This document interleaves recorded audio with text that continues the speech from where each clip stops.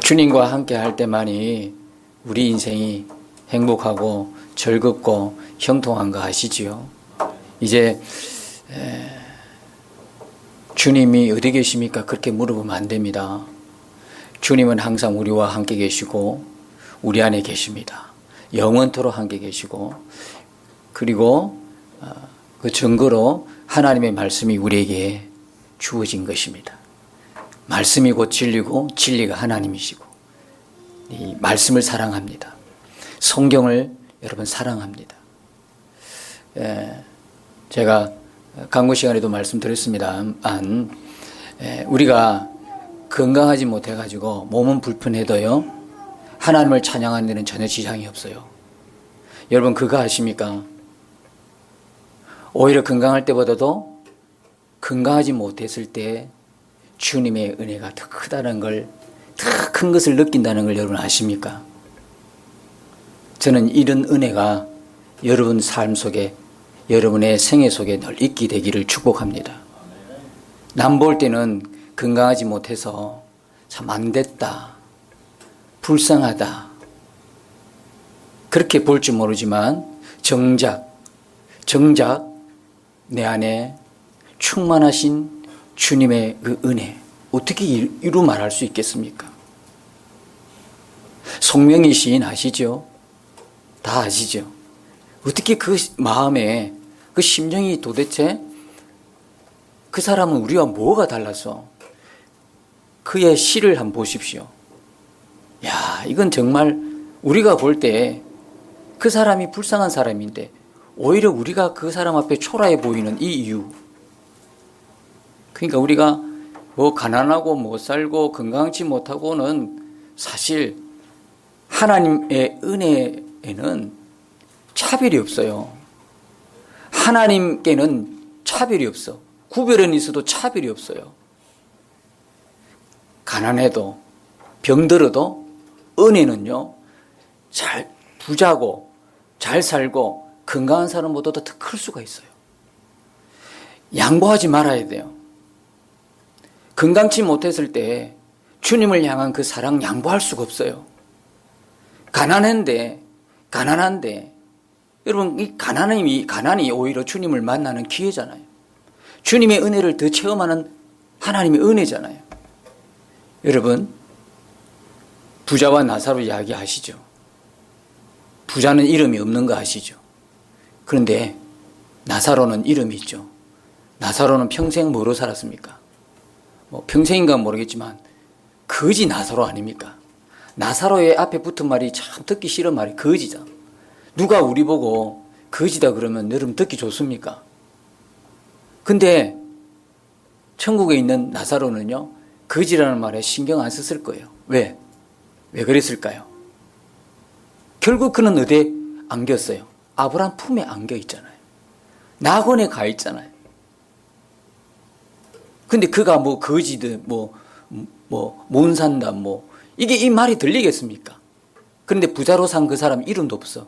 성경에 기록도 안 돼 있어. 부자 누구 홍길동 이렇게 넣은 이름이 없어. 부자 했는데 그 부자가요, 부자란 말이 듣기 좋겠습니까? 지금쯤 어디 가 있어요? 지금쯤 어디 가 있어요? 그러니까 완전히 나사로와 딴판에 가 있잖아요. 부자라 소리 들어보면 무슨 소용이 있어요? 그 사람이 이 땅에서 유명했는데 그 무슨 소용이 있어요? 지금 지옥에 떨어져 있으면, 그죠? 아무 소용이 없어요. 그래서요, 물어봅니다. 나사로가 될랍니까? 부자가 될랍니까? 이를 물어보면 똑똑한 성도들은 이렇게 답하죠. 이 세상 살 때는 부자로 살고요, 죽어서는 나사로가 되고 싶어요. 그래요. 그런 법은 별로 없습니다. 그런 법은 별로 없으니까 아예 그런 생각, 그 못된 생각 버리십시오. 뭐 바라기는 나도 그렇게 바라고 싶어요. 그런데 결정적으로 여러분, 우리가 병들고 건강치 못하고 돈이 없어 불편하지만 하나님을 향한 사랑에도 불편함을 느끼는 건 아니에요. 그렇죠? 돈이 없어가지고 이 세상 살 때 불편하긴 해요. 근데 하나님을 찬양하는 거 말리지 못한다니까. 왜 불편하게 살면서 그것마저 양보합니까? 양보할 수 없어요. 우리는 하나님을 사랑하는 데는 양보가 없어요. 다른 거는 다 양보하고 살아도 괜찮아. 그래서 다른 것 다 그냥 마음이 강하지 못해가지고 늘 울고 그냥 어느 경쟁에 다 뒤떨어지고 뒤로 처지고 늘 못한다 소리 들어도 그거는 어쩔 수 없지만 하나님을 사랑하고 하나님을 예배하는 데는요, 누구보다도 여러분 양보가 없어. 양보가 있으면 안 돼. 2등이 있을 수 없어. 내 마음에 오로지 1등이야. 내 마음에 하나님 사랑하는 데는 지금 이 시간에 예배드리는 모든 이 지구상의 크리스찬보다도 나는 하나님 앞에 월등하고 싶어. 이런 거룩한 욕심을 가지시기 바랍니다. 예배하는 데는 난 1등이야. 진짜 하나님 사랑하는 데는 1등이고 특등이 되고 싶어. 기도하는 데는 1등 하고 싶어. 하나님을 그냥 묵상하는 데는 1등 하고 싶어. 고난주간에 나 위해서 십자가 죽으신 그 주님의 고난을 생각하면서 정말 주님과 동창하는 데는 1등 하고 싶어. 이런 거룩한 욕심이 없는 게 진짜 영혼이 병든 거고 진짜 우리가 제대로 못 살아가고 있다는 증거가 되는 거죠. 저와 여러분은 이 세상의 기준으로는 처지는 인생이라고 이야기할 수 있어도 하나님 볼 때에 하나님이 인정해 주시는, 하나님이 정말 기뻐하시고 인정하는 그런 인생들 다 살아가시기를 예수님 이름으로 축복합니다. 제가 말씀드렸습니다마는 지난 한 주간 묵상하면서 진짜 주님의 그 안타까운 마음을 주셔요.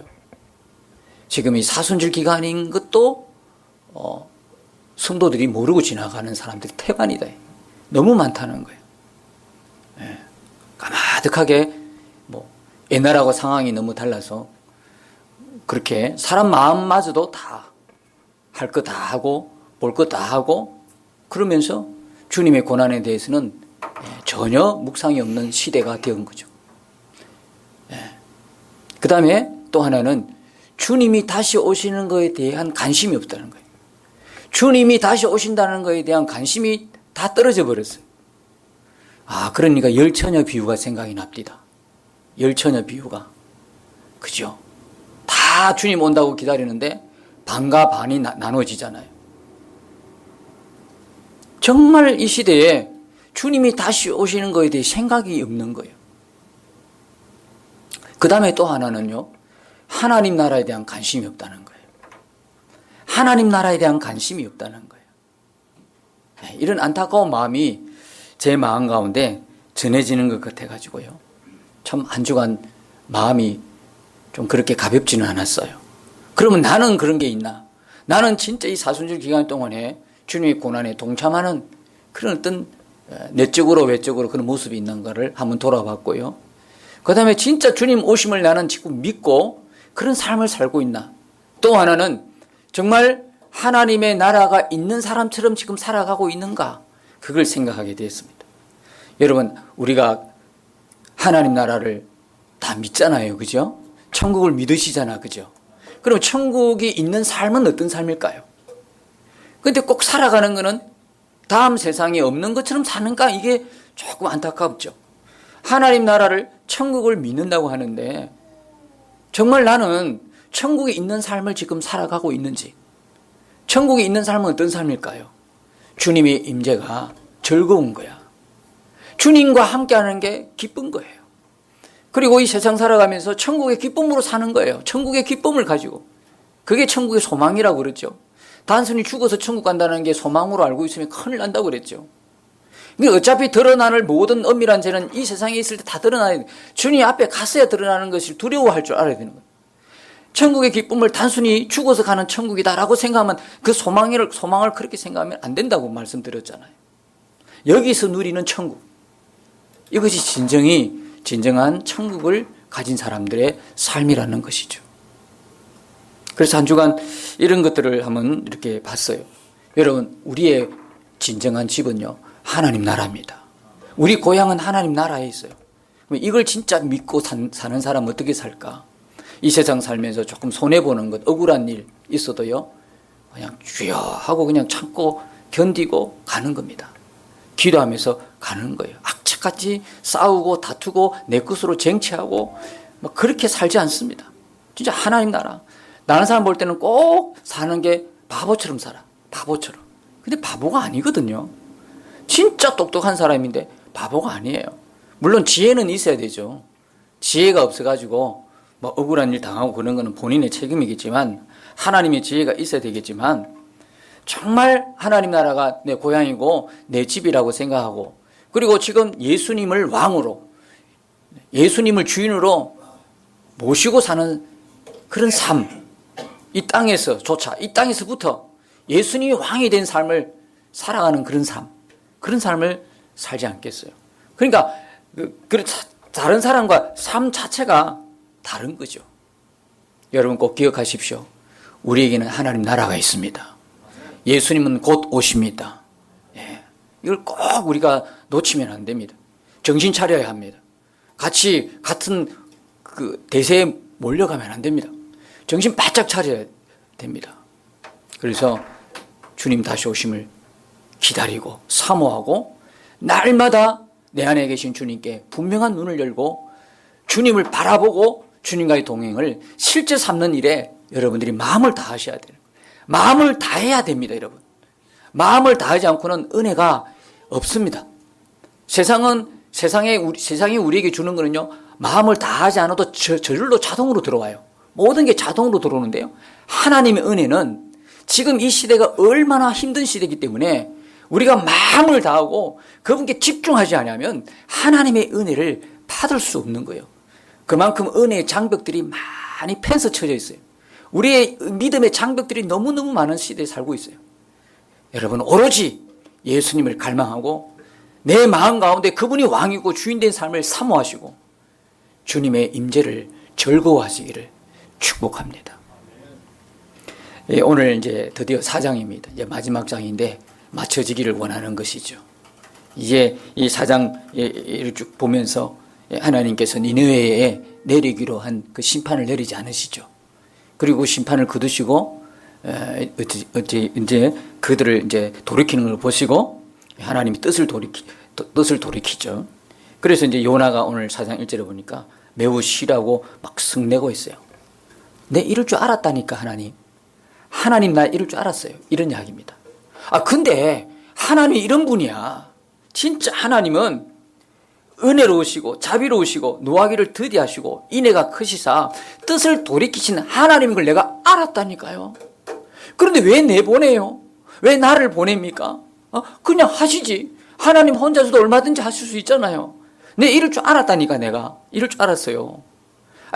지금 우리 백성들은 이스라엘 백성들은 회개 안 하고 접한인데 하나님 왜 나를 이것까지 굳이 보내가지고 하나님 원래 이럴 계획이 가지고 계시잖아요. 근데 왜 나 여기 보냈냐고. 이런 이야기예요. 쉽게 이야기하면 그런 이야기죠. 하나님이 알아서 하실 거지 왜 나를 여기까지 데려오셔가지고 내가 싫어하는 꼴을 보게 하십니까? 요나가 싫어하는 꼴이 뭐예요? 니느웨가 구원받는 거죠. 저들이 회개하고 돌이키는 걸 말하는 거예요. 그 꼴이 싫은 거예요. 그러니까 하나님 앞에 성을 내는 거예요. 내가 이럴 줄 알았다는 거예요. 여러분 우리 하나님은 회개하면 구원하신 하나님이세요. 요나서의 주제가 뭡니까? 회개하면 구원하겠다는 거잖아요. 회개하면 구원하겠다. 하나님은 얼마든지 그 죄악의 무게를 보지 않습니다. 그 죄의 깊이를 보지 않아요. 그 죄의 넓이도 보지 않아요. 그 죄의 숫자도 보지 않았어요. 지금 이 순간에도 진심으로 회개하면 하나님 마치 못 본 척, 마치 없었던 것처럼 용서하신 하나님, 회복시켜 주신 하나님, 회개하면 구원하고 살려주신 하나님, 그 하나님이에요. 그런데요, 이스라엘을 대표하는 요나는요, 그렇게 회개하고 살아나는 이방인들을 싫어한 거예요. 왜 그랬을까요? 철저하게 선민사상에 젖어 있어서 우울감에 젖어 있는 거예요. 우울감에. 여러분 하나님이 이스라엘 민족을 택하셨잖아요. 이스라엘 민족을 택하여 이스라엘이 복받은 이유가 뭡니까? 예? 이스라엘 민족을 통해서 열방이 뭡니까? 열방의 복의 통로로 사용되는 거지 않습니까? 아브라함의 복이 그들에게도 전거되는 거지 않습니까? 여러분 이거 생각하면 여러분 안 됩니다. 율법이 구약이다. 이전에 율법이 구약이 아닙니다. 하나님이 주신 첫 번째는 복음을 주셨습니다. 갈라디아서 3장 13절에 보면 아브라함에 주신 것도 뭐였다고요? 율법이었습니까? 복음이었습니까? 복음이었다는 거예요. 복음을 주시고 중간에 율법을 주셨죠. 그러면 복음으로 안 되니까 율법을 주신 겁니까? 아니죠. 율법은 왜 주셨습니까? 율법은 왜 주셨죠? 죄를 뭐 하기 위해서? 깨닫게 하기 위해서. 율법을 지킴으로 구원받습니까? 아니죠. 율법을 행함으로 구원받습니까? 아니죠. 율법은 왜 주셨습니까? 율법을 통해서 너희들이 이런 죄인이라는 것, 이런 죄를 갖고 있다는 걸 알려고, 깨닫게 하려고 주신 거예요. 율법으로는 절대 구원 못 받습니다. 우리가 행함으로 구원 못 받습니다, 여러분. 그러니까 복음 주시고 율법 주시고 율법 다음에 또 뭐 다시 뭐로 돌아왔습니까? 복음을 주신 거예요. 그런데 이스라엘 백성 착각하는 거예요. 자기 민족을 통해서 열방이 구원받기를 원하시는 하나님의 마음은 온데간데 없고, 자기 민족에게 하나님의 말씀이 주어졌고 자기 민족을 통해서 그리스도가 오는 그런 놀라운 축복을 받았음에도 불구하고 한 가지 생각밖에 못했어요. 자기 민족만 구원받는다는 거예요. 율법을 지키면 구원받는 것처럼 착각했다는 거예요. 그러니까 이스라엘 민족에는 선민사상 우월감이 있어가지고 이방인이 구원받는 그 꼴을 못 보는 거예요. 절대 그럴 수 없다는 거죠. 여러분, 요나스는요, 이방인이 볼 때는요, 할렐루야 복음이죠. 진짜 이방인도 구원하신 하나님, 모든 열방이 돌아오기를 쉬지 않으신 하나님. 그렇죠? 그러니까 이방인들이 구원받는 이 복음이 구구절절이 되는 게 요나스인데요, 이스라엘 민족이 요나스를 보면 그렇게 안 보는 거예요. 아, 니느웨의 해결을 통해서 우리 민족을 살리신다 하나님, 일방적으로 이렇게 생각하는 거예요. 여러분들이 성경을 볼 때 이렇게 편협적으로 보면 아주 위험합니다. 어떻게 해요? 사랑의 하나님으로만 보는 거예요. 은혜롭고 자비롭고 노하기를 더디하시고 인애와 자비가 풍성하신 하나님이라는 걸 분명한데, 하나님을 그런 식으로만 이해를 하면 안 돼요. 내가 죄를 지어도 여전히 하나님은 나를 용서하시기만 하고 자비롭게 그냥 허허거리는 그런 그냥 구원하신 하나님으로 착각하면 안 돼요. 죄를 지었으면 반드시 뭐 해야 돼요? 회개가 있어요. 회개 가정이 있어야 된다. 회개하지 않고도 죄를 지었는데 여전히 이런 식으로 방식으로 구원하고 천국 데리고 가시는 분이 아니라는 사실이에요. 시편 7편 11절에 보면 하나님은 어떤 분이에요? 어려운 재판장이신데 매일 뭐 하시는 하나님이다. 여러분, 사랑의 하나님으로만 알고 계셨죠? 시편 7편 11절에 보면 매일 분노하시는 하나님이다. 매일 진노하시는 하나님이에요. 이런 면도 있어요. 그러니까 사랑의 하나님도 있지만 공의의 하나님 된다 대신에. 사랑의 하나님, 한편에 또 공의의 하나님. 사랑의 하나님은 어떤 죄를 지어도 회개하고 돌아오면 하나님 용서하시는 하나님. 왜? 하나님의 뜻은 심판이 아니잖아요. 하나님의 뜻은 오늘도 우리를 구원하시는 거잖아요. 얼마나 그 마음이 진하셨으면 우리의 죄값이 그분의 아들 독생자까지 십자가에 죽이시까지, 우리의 지은 죄가 그냥 단순한 윤리 도덕적인 죄가 아니라 죽어서 지옥 갈 수밖에 없는, 심판받아 영원히 멸망할 수밖에 없는 그 죄였기 때문에 그 아들을 보내실 수밖에 없는, 그래서 우리를 구원코자 하는 그 하나님의 진한 그 사랑, 십자가에 보여주신 그 사랑이 있는 반면에 한편으로는 죄에 대해서는 철저히 심판하신 하나님이시다. 죄는 용납이 안 되는 거예요. 죄를 가지고는 천국에 들어갈 수 없게 하신 하나님, 공의의 하나님이다 이 말이에요. 그래서 항상 하나님을 이렇게 같은 양면으로 보셔야 되는데 자꾸 자기 좋은 대로 해석을 하는 거예요. 그러니까 요즘 성도들이 이런 분들이 있다는 거예요. 듣기 좋은 소리만 자꾸 들으려고 하는 거예요. 자기 귀에 듣기 좋은, 여러분, 이제는 여러분 마음에 혹시나 그냥 듣기 좋은 소리만 들으려고 하는 그 마음들은요, 나를 아주 패망시킨다, 멸망시키는 마음이라는 걸 아시고, 여러분 그 마음이 들거들랑 여러분 기도해서 없애야 합니다. 어떤 마음이냐? 주님 말씀하여 주소서. 어떤 말씀이라도 내게 주신 말씀으로 아멘하여 순종하겠나이다. 이렇게 되어야 된다는 거예요. 아멘이십니까? 네. 왜 이 말씀도 듣기 거북하십니까? 그냥 내게 축복의 메시지, 잘 된다는 메시지, 그 메시지만 받아들일 것이 아니라 죄에서 돌이켜 회개하라는 메시지, 아주 내 마음에 그냥 심장을 찌르는 메시지. 사람이 살기 위해서 수술대에 오르는 것처럼 우리가 매주일 하나님 말씀을 들을 때에 거룩한 수술대 위, 주님의 수술대에 올라오는 기분으로 여러분 오셔야 되는 거예요. 그렇지 않고 내가 듣기 좋아하는 소리만 들으려고 하면 안 됩니다, 여러분. 결국 여러분이 나중에 문에 섰는데 그게 천사가 보이지 않고 베드로가 보이지 않고 주님의 빛이 보이지 않은 어느 날 아침 캄캄한 어둠의 장벽 앞에 서 있으면 그 책임 누가 지겠습니까? 여러분, 하나님의 말씀은 무슨 말씀이든 내게 아멘입니다. 나를 고치고 새롭게 하시는 말씀이에요. 돌이키십시오. 달콤한 소리를 들으려고 하는 여러분 귀를 돌이키십시오. 그 마음들을 돌이키십시오. 하나님의 말씀, 어떤 말씀이든 나 아멘합니다. 그 말씀을 듣는 여러분의 귀가 되시기를 주님의 이름으로 축복합니다. 정말 하나님이 이런 인자와 자비가 풍성하신 하나님, 노하기를 더디하시고 구원하기를 원하신 하나님 같으면, 그 하나님을 알았다면 요나가 예 하나님 알겠습니다 하고 100% 순종해야지요. 그렇지 않습니까? 여러분, 우리가 어떻게 하나님의 뜻을 다 알고 순종합니까? 여러분은 그렇게 하나님 다 알고 순종하기를 원하십니까? 우리가 죽을 때까지 평생 어떻게 하나님 뜻을 다 아는 사람이 누가 있겠습니까? 여러분, 이런 사람들 조심해야 됩니다. 마치 하나님의 뜻을 전매낸 것처럼, 하나님의 뜻을 자기 혼자 독점하는 것처럼 사람의 미래를 점치듯이 예언하는 사람들 조심해야 합니다. 부흥 강사나 또 이단에 보면요, 지금 이렇게 막 그 신천지 이단들 보면 하나님 뜻을 모르는 사람이 없잖아요. 다 안다고 그러잖아요. 직통계시, 비밀 없습니다, 여러분. 하나님의 직통계시 없습니다, 여러분. 하나님의 비밀 성경에 다 기록되어 있습니다, 여러분. 하나님의 비밀 누굽니까? 예수 그리스도이지 않습니까? 무슨 비밀이 또 있습니까? 말씀에 어긋난 모든 예언, 사역, 말씀에 어긋난 모든 직통계시 다 가짜입니다. 다 이단입니다, 여러분. 절대 속지 마십시오. 예언 속지 마십시오. 여러분, 우리의 믿음을 갈아먹는 사람들입니다, 그 사람들. 여러분, 어느 집회 가서 은혜 받는 건 좋지만 함부로 예언기도 선호하지 마시기 바랍니다. 우리 미래를 다 알고 싶습니까? 우리 믿음을 하나하나 다 갉아먹는 사람들이에요.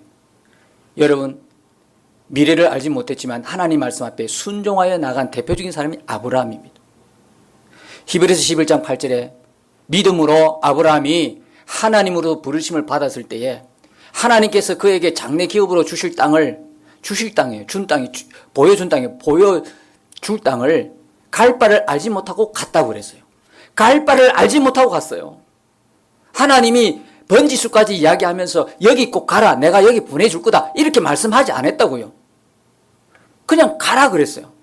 가라 그러니까 아브라함이 뭡니까? 창세기 12장 4절에 보니까 하나님의 말씀을 쫓아갔다고 그랬어요. 예 하고 간 거예요. 우리 같으면요, 하나님 잠깐만, 주소는 어떻게 되는데요? 내비치고 이제 갈 거잖아요. 그런 게 아니었단 말이에요. 갈 바를 알지 못했으나 어떻게 순종하여 그냥 간 거예요. 창세기 12장 1절에 보니까 하나님께서 아브라함이 뭐라고 그랬습니까? 너희 아비 친척 본토 땅을 떠나 내가 너에게 보여줄 땅으로 가라 그랬어. 보여줄 땅이에요. 보여준 땅이 아니고. 그러니까 아브라함이 말씀을 쫓아간 거예요.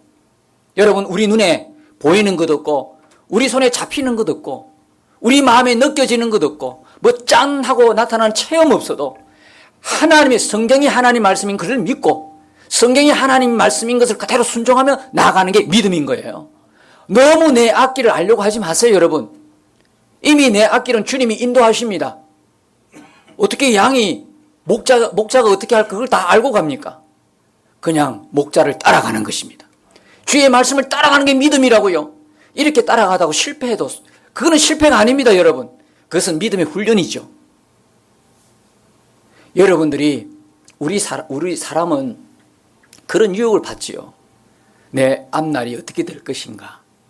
그리고 우리 자녀들은 또 어떻게 될 것이고, 우리 교회는 어떻게 될 것이고, 내 미래는 어떻게 알고 싶어하는 그런 마음이 있어요.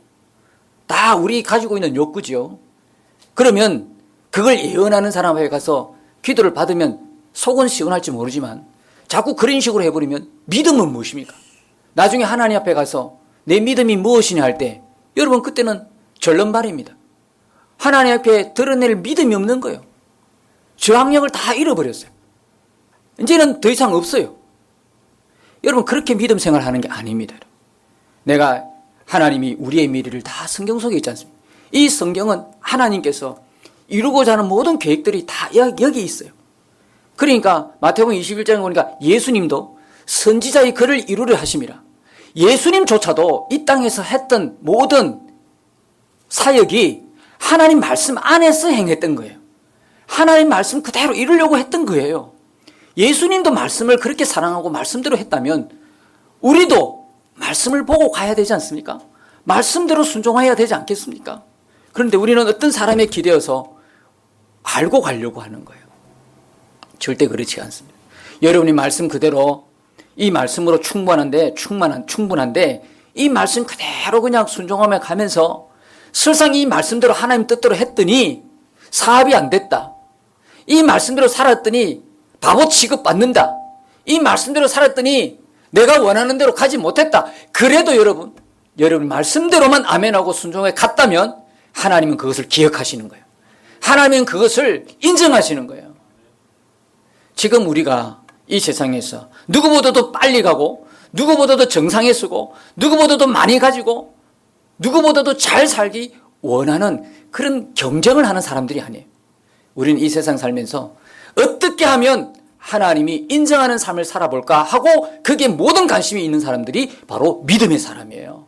그러니까 이 세상 사람들하고 안 맞는 거예요, 핀트가. 여러분, 이 세상 사람들하고 너무 친하게 잘 지낸다. 정말 바라고 원하는 거지만 그렇다고 해서 여러분들이 전혀 이 세상 사람들하고 살아갈 때 구별이 안 된다. 그건 문제가 있는 거예요. 진짜 믿음으로 살면 녹록지 않습니다. 믿음으로 사는 삶은요, 그렇게 쉬운 삶이 아닙니다. 직장 생활에도요, 믿음으로 사는 삶은요, 각오 안 하고는 참 버티기 힘든 시대입니다. 그런데 어떻게 그 사람들하고 다 비위 맞추고 관계가 좋다고 하하 웃으면서 그렇게 산다고요? 그건 아니죠. 그들에게 사랑은 제대로 하나님의 사랑을 전하고 사는 것은 당연한 거지만 그들의 삶과는 분명히 구별된 삶이 예수 믿는 우리의 삶인 거예요.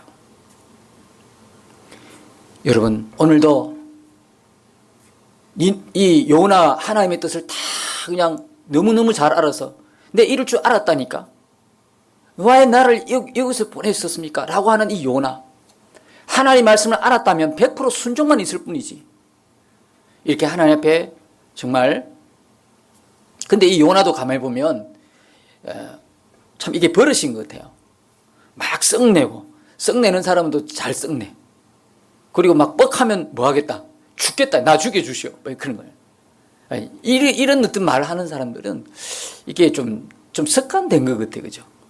여러분, 오늘 그 습관들이 다 끊어지기를 축복합니다. 뻑하면 부정적인 소리, 뻑하면 죽겠다는 소리. 여러분, 이게 요나의 말입니까? 알고 보면 우리지 않습니까? 우리. 뭐 하다가도 좀 힘들면 속으로 뭐 합니까? 그냥 죽고 싶다.